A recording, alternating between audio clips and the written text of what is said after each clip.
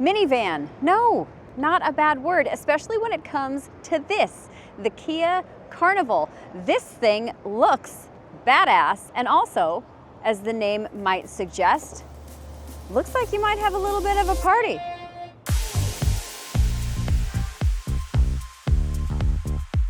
Yes, this fun boat on wheels gets some new updates for this model year. Most importantly, a hybrid powertrain.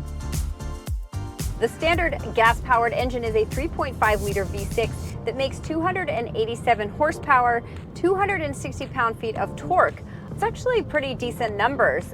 That engine is paired to an 8-speed automatic transmission, but you now have the option of a hybrid powertrain. That is a 1.6-liter 4-cylinder engine that is mated to a 54-kilowatt motor, which is mated to a 6-speed automatic transmission. That powertrain doesn't actually get you more power. However, I still feel like this pulls pretty well. You do get the benefit of that added instant torque, which makes it feel a little bit quicker than it probably is. But overall, I do think that this powertrain very adequately moves such a large vehicle as the Carnival. If I'm giving it the beans, honestly, it doesn't feel like it's tremendously sluggish or that much slower. I'm going to thank that instant torque for that. The one thing that I am going to say where I think it's kind of getting in its own way is with that transmission. The 6-speed is not as elegant as the 8-speed is. It's taking a little bit of time to try and find gears. So it kind of makes the power delivery when you really put your foot into the throttle a little bit non-linear. It's not terribly smooth shifting. So are you really going to spend a ton of time with your foot down on the floor, like trying to maneuver this thing really quickly? No, but you may notice a lack of smoothness when you are in those certain situations. On this hybrid, you're also getting regenerative braking. It has 3-stage settings. Now, you do not actually get true one-pedal driving. However, on the most aggressive setting, you really do feel it when you pull your foot off the throttle. Frankly, I prefer driving it in this manner. Maybe it's something for a new hybrid driver to get used to, but I think it's not overly aggressive and kind of makes driving a little more fun. So E-Ride is another system that is on this hybrid. And honestly, I'm driving on very smooth, very lovely Orange County roads, but the ride in here is very comfortable, which is what I would 100% expect from a minivan. That's what you want. You don't want people jingling and jostling around back there. So I do think that the suspension is very nicely tuned and it makes for a very comfortable ride. E-Evasive Handling Assist should help you with the control of the vehicle, the pitch and roll, the body movement when you're in emergency steering situations. Are you going to be doing special forces maneuvers in this thing? Probably not. I'm going to say that's very unlikely, but I will tell you, we've been using this as a camera car, and it's actually quite poised and composed around corners. It's not as top heavy as you might think a minivan would be, so that kind of works to your advantage with the back and forth and the pitch and roll. In addition to the new drivetrain, there are other changes to the Carnival. The exterior gets some nips and tucks with a more futuristic grille and front fascia, as well as tweaks to the rear, including lowering the placement of the rear license plate.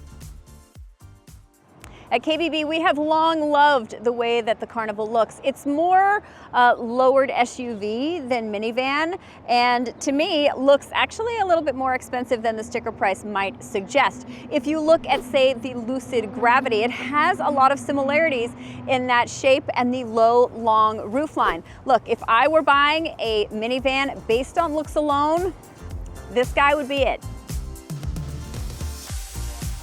The outside isn't the only place the Carnival gets some new toys. In here, you have a ton of tech and connectivity features that make a very good argument for why Carnival. You get premium extras like ambient interior lighting, a streamlined interior design language that looks, frankly, very European, and a decent-sized center console for whatever you need. You do have the option for a 12.3-inch digital gauge cluster as well as a 12.3-inch infotainment screen, and these two are actually connected. So honestly, this kind of looks a little like Mercedes EQ series. I honestly think that it looks really great. It's enough integrated into this front dash so that it doesn't look like it's just sort of stuck on. And I actually really can appreciate and like how this all looks and feels. Now, it might take you a little second to kind of figure out how to operate this. So there's a little bit of a toggle. Here is your HVAC function, and then here are sort of the functions to operate this if you don't want to use this as a touch screen. So maybe a little bit of a learning curve, but not a whole lot. When it comes to fit and finishes, not a huge fan of the piano black, but I get why they're doing it. It's to sort of avoid the, you know, sort of like that hard plastic. But overall, I really do think that the design is super premium looking. There's an elegance to it because there's a simplicity to it. And I gotta say, gosh, you guys, I'm kind of a sucker for this blue. I think blue is an underused color when it comes to interior, so I'm really happy to see it here. You've also got Apple CarPlay and Android Auto connectivity, plus you get over-the-air updates to keep all of Kia's software up to snuff. Depending on how you configure your Party Carnival, you can get this, which Kia is calling the Connected Car Rear Cockpit Entertainment System. This is a 14.6-inch screen. I could watch Netflix in here instead of doing my job, which seems like a fine idea to me. So if I tell Micah that it takes me 6 hours to shoot a video, you'll know why, because I'm back here. That's pretty cool. Although I'd like a remote because I feel like I'm pretty far back. I could move into this. I've had apartments smaller than this. I mean, come on. Please now drive me to Scotland. You can use a digital key to open the door or share with friends for specific periods of time. I do think this is actually a super handy feature. There's also an interior intercom so the driver can communicate with rear passengers. Now, I don't have kids or someone who would sit in the way back, but I know somebody who does. Mike Danger, would you use this? Yeah, I think it's a neat gimmick, but I'm pretty old school. I like using my voice. Hey, knock that off and I won't say it again. When it comes to space, yes, this minivan nails it like they all kind of do. But you've got some flexibility here. This comes as either a 7 or 8 passenger configuration. This is the 8-passenger Carnival, and there are a couple of things about this configuration that make it kind of interesting / easy to get into. This whole seat can come down and forward like this, so the ingress, we love that word, is fairly easy to do. Now, if this center seat, kind of you feel like this gets in your way a little bit, this will roll forward. I kind of did this backwards, but as well as push down. So you can see how much actual space you have at your feet. You know, it's not a complete lack of leg room, but they do have a fair bit of recline back here. So I don't know, like Delta Airlines maybe could take a cue from this whole configuration. The other thing that's really nice is these seats do fold down into the cargo space and give you kind of a flat area back here. Overall, if I'm thinking about 7-passenger, 8-passenger, to me, this is probably the better configuration. Certainly you have more options. When it comes to cargo space, you get 40.2 cubic feet behind the third row, but can get a maximum of 145.1 cubes behind the first row when it's properly equipped. I've decided I'm just going to do the rest of this video from this very comfortable seat. So this Carnival comes in 5 trim levels. It's the LX, I'm cheating, the LXS, it's the EX, the SX, and the SX Prestige.